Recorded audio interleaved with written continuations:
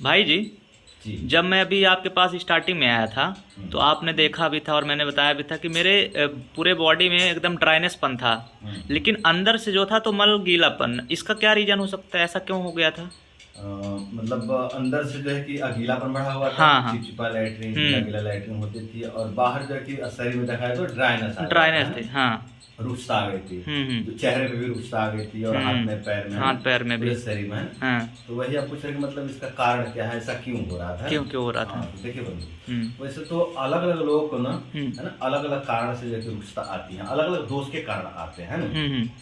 अ, किसी को जो है कि पेट में वात प्रकोप होता है, फिर शरीर में भी वात प्रकोप दिखाई पड़ता है। किसी को पेट में पित्त प्रकोप पहले होता है, फिर शरीर में जो है कि वात प्रकोप होता है ना। किसी को पेट में पहले कफ प्रकोप होता है, फिर शरीर में जो है कि वात प्रकोप होता है। तो बिल्कुल। अलग अलग लोगों को ना अलग अलग दोष के कारण जो है कि शरीर में रुक्षता दिखाई पड़ते हैं। लेकिन पर्सनली अगर आपकी बात करें ना कि आपके साथ ऐसा क्यों हो गया था, तो आपके पेट में जो है कि कफ दोष और पित्त दोष का प्रकोप हुआ था। अच्छा अच्छा। समझ रहे हैं। पेट में जो है कि कफ दोष और पित्त दोष का प्रकोप हुआ था, जिसके कारण जो है कि आपका लैट्रिन गीला गीला हो रहा था, यानी उसमें पित्त की भी अधिकता थी और कफ की भी अधिकता थी, जिसके कारण आपका लैट्रिन गीला गीला हो रहा था ना। बिल्कुल। अंदर से आप चिकने थे, अंदर से स्निग्धता थी, है ना।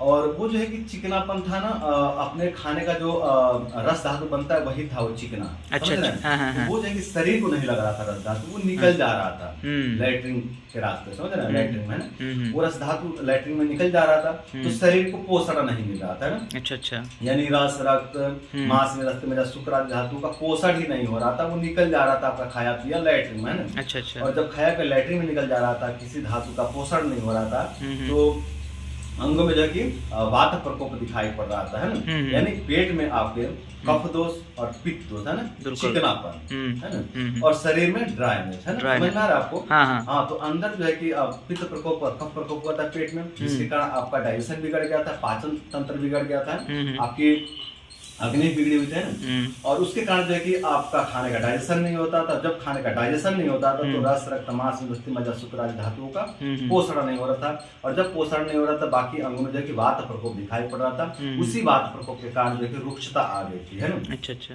कई लोगों का शरीर बहुत ज्यादा काला पड़ जाता है, और कई लोगों का शरीर तो बहुत ज्यादा ड्राई हो जाता है, बहुत ज्यादा रुक्ष हो जाता है। आप देखेंगे कई लोगों का एकदम ऐसा करने पे मिट्टी मिट्टी जैसा निकलता है ना, या फिर ऐसा करने पे मिट्टी जैसा निकलता है। तो ये जो है कि रुक्षता है बंधु, और ये वात प्रकोप है। अच्छा अच्छा। हाँ। देखिए अपचन के कारण देखिए ये समस्या शुरू होती है। देखिए बचपन की गलतियों के कारण भी होती है। हाँ। कई लोगों का तो मतलब कहें तो उनके बचपन की गलतियों के कारण ही जो है कि ये समस्या आई है ना, शरीर में रुक्षता आ गई है। यानी उनका पेट तो ठीक ठाक है, पेट में कोई विशेष दिक्कत नहीं है, बट इतना ज्यादा शुक्रनाश करती है कि पूरे शरीर की स्निग्धता ही खत्म हो गई, शरीर की चिकनापन ही खत्म हो गया, शरीर का ऑयलीपन ही नष्ट हो गया, और शरीर जो पूरी तरह से ड्राई हो गया है, रुक्ष हो गया है ना। बिल्कुल। तो अलग अलग लोगों में अलग अलग कारण जो है कि समस्या शुरू होती है, रुक्षता आती है, दोषा अनुसार, जो जैसा मतलब जिसके पेट में जैसा दोष हो उसका आधार पे। कई लोग साथ तो ऐसा भी होता है ना कि उनका जो है कि पेट में भयंकर तरीके से वात प्रकोप हो जाता है, रुक्षता आ जाती है, पेट में ही रुक्षता आ जाती है, एकदम कठोर कठोर शौच, है ना, एकदम सख्त शौच, पूरा सूखा सूखा शौच, है ना। और जो है कि पूरे शरीर में भी रुक्षता दिखाई पड़ती है, पेट में भी रुक्षता, पूरे शरीर में भी रुक्षता, है ना। लेकिन आपके साथ ऐसा नहीं था, आपके साथ था कि पेट में जो है कि कफ प्रकोप और पित्त प्रकोप, है ना, और जो है कि शरीर में वात प्रकोप था, है ना। समझ में आ रहा है आपको। बिल्कुल। हाँ। तो हम लोगों ने कोई बाहरी चिकित्सा तो नहीं किया, कोई पेट जो है कि देखा जाए तो मतलब शरीर पे कोई आपने तेल मालिश वगैरह नहीं किया, है ना, स्निग्धता आ गई। अपन देखें तो पेट पर ही काम किया हम लोग, पाचन तंत्र का हम लोग काम किए हैं, अग्नि को बढ़ाए प्रज्वलित किए हैं। तो अब जो है कि खाना पचने लग गया है, खाना पचने लग गया है, तो शरीर को पोषण मिलने लग गया है, और जो शरीर में वात प्रकोप होता है उसका शमन होने लग गया है, और उसका शमन होने लग गया है, तो हम लोगों को रिजल्ट ये देखने को मिला कि अब रुक्षता कम है, कम हो रही है, पहले से 40-50% मेरे को अब उसमें आराम है, 40-50% रुक्षता में कमी आ गई है। हाँ, तो ये जो है कि पाचन तंत्र पर काम करने से हमें सफलता मिली है। बिल्कुल। समझ रहे हैं।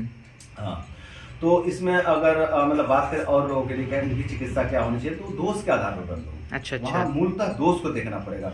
बाहर देख के केवल बाहर देख करके चिकित्सा करने धोखा हो जाएगा। बाहर देखने तो ऐसा लग रहा है कि वात प्रकोप है ना। अगर आप ही को बाहर से देखा जाता, केवल बाहर से तो यही लगता ना कि ये तो वात प्रकोप है, और चिकित्सा वात प्रकोप की होनी चाहिए, बट ऐसा नहीं। चिकित्सा पाचन पर करना पड़ेगा दोष के अनुसार, है ना। और हमने दोष देखा जब अंदर जब लैट्रिन वगैरह परीक्षण किया तो दिखाई पड़ा कि कफ दोष और पित्त दोष है ना, तो उसकी हमने चिकित्सा किया और हमें अच्छा सफलता देखने को मिला, है ना। बिल्कुल। तो कई बार इसमें अगर बाहर से देख के काम करें तो धोखा हो जाता है ना। हाँ, बाहर से यदि चिकित्सा की बात करें तो तेल मालिश कर सकते हैं, है ना। तो ये देखना पड़ेगा किसी को जो है कि कफ, भयंकर कफ प्रकोप हुआ है या फिर वात प्रकोप हुआ है ना, कफ और वात दोष है तो वहाँ पे सरसों का तेल या फिर तिल का तेल से मालिश कर सकते हैं ना। अच्छा अच्छा।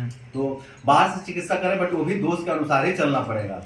बाहर से भी अगर आपने कुछ रिपैया पोतैया करें ना तो दोष के आधार पर ही निर्णय लेना पड़ेगा कि हमें कौन सी जो है कि तेल मालिश करना है, कौन सा तेल मालिश नहीं करना है ना। तो यदि किसी के साथ इस तरह की समस्या होती है कि शरीर में बहुत ज्यादा ड्राइनेस आ गया, रुष्टा आ गया, शरीर में वात प्रकोप हो गया, पूरा शरीर कुरूप हो गया, चेहरा कुरूप हो गया, शरीर का रंग चेंज हो गया, पहले शरीर का रंग बहुत खूबसूरत था, बहुत सुंदर था, अब जो है कि बदसूरत हो गया है ना, चेहरा बदसूरत हो गया, आंखें रुक्ष हो गई है, बाल रुक्ष हो गई है ना, पूरा शरीर रुक्ष हो गया, किसी के साथ इस तरह की समस्या हो रही है ना, तो उनको किसी वैद्य से मिल करके अपने दोषों को समझना चाहिए ना। हाँ, पहली बात तो कि ब्रह्मचर्य का पालन करें, ब्रह्मचर्य से बहुत अच्छा लाभ मिलेगा, है ना। ब्रह्मचर्य से जरूर इसमें सफलता मिलेगा। देखिए यदि पेट बहुत ज्यादा खराब है ना, तो किसी वैद्य से मिल करके, है ना, अपने दोषों का जो पता लगाएं, है ना, और कुछ औषधि चयन करवाएं और अपने दोषों के अनुसार कोई तेल लेकर के जो है कि मतलब शरीर पर मालिश करें तो उससे जो है कि शरीर की रुक्षता, ड्राइनेस धीरे धीरे नष्ट हो जाती है। बिल्कुल। अब देखिए मान लीजिए कि कोई व्यक्ति है जिनके शरीर में ड्राइनेस आ गया है ना, और शरीर में अब पित्त प्रकोप भी हुआ पड़ा है, पेट में भयंकर तरीके से पित्त प्रकोप हुआ है और शरीर में ड्राइनेस भी है ना, ऊपर से पूरा ड्राइनेस है, बाल कुरूप हो गया, आंखें कुरूप हो गई, चेहरा कुरूप हो गया, पूरा रुक्ष हो गया, पूरा मिट्टी मिट्टी जैसा निकल रहा है ना, चमड़ी छोड़ रही है बॉडी। और वो लोग यदि सोचते हैं कि हमें तो स्निग्धता देनी है, चिकनापन देना है ना, तो कोई भी चीज हम स्निग्ध लगा सकते हैं, ये सोच करके सरसों का तेल मालिश करना शुरू कर दें या फिर तिल का तेल मालिश करना शुरू कर दें तो उससे शरीर में हीटिंग बढ़ जाएगा, गर्मी बढ़ेगी, क्योंकि विरुद्ध हो जाएगा ना, दोष के विपरीत चिकित्सा हो गया तो वो नुकसान कर जाएगा। अच्छा अच्छा। इसी तरह से यदि मान लीजिए कि वात दोष का या फिर कफ दोष का शरीर में प्रकोप हुआ है, पेट में जो है कि वात कफ का प्रकोप हुआ है, शरीर में वात कफ का प्रकोप हुआ है, तो वैसे में जो है कि ठंडे तेलों का मालिश नहीं चलेगा। अच्छा, कोई सोचे कि हम जो है कि नारियल तेल मालिश करके इस समस्या से मुक्ति पा जाएंगे, ये उल्टा चिकित्सा हो जाएगी ना। अच्छा, वहाँ पे सरसों तेल चाहिए या फिर तिल, क्योंकि वहाँ पे ठंडा है ना, तो ठंडे दोष है ना, वात कफ ठंडे दोष है ना, तो वहाँ पे जो है कि गर्म तेलों का जो है प्रयोग करना पड़ेगा। अच्छा अच्छा। अगर ठंडे तेल का प्रयोग करते हैं तो इससे समस्याएं बढ़ेंगी, स्किन खराब होगा, शरीर खराब होगा, है ना, शरीर का फायदे जगह पर नुकसान देखने को मिलेगा, है ना। तो इस तरह से दोषों को देख करके, दोषों को समझ करके चिकित्सा में या फिर तेल मालिश करें, है ना, तो उससे जो है कि बहुत अच्छा सफलता देखने को मिलेगा। जिस तरह से आपके केस में देखने को मिला उस तरह से जो है सफलता देखने को मिलेगा। और पेट में भी चिकित्सा करवानी चाहिए, बिल्कुल बोलता है जो कि पेट पे चिकित्सा करवाएं, बाहरी चिकित्सा जो करनी है करें, बट पेट की भी चिकित्सा जरूर करें। यदि शरीर में रुक्षता आ रही है तो कहीं ना कहीं पेट से कुछ तो गड़बड़ी चल रही है, समझ रहे हैं, पेट में कुछ तो गड़बड़ी चल रही है जिसके कारण जो है कि बाहर रुक्षता दिखाई पड़ रहा है। बिल्कुल। तो आप समझ गए कि आपके साथ क्या हुआ था। जी बिल्कुल।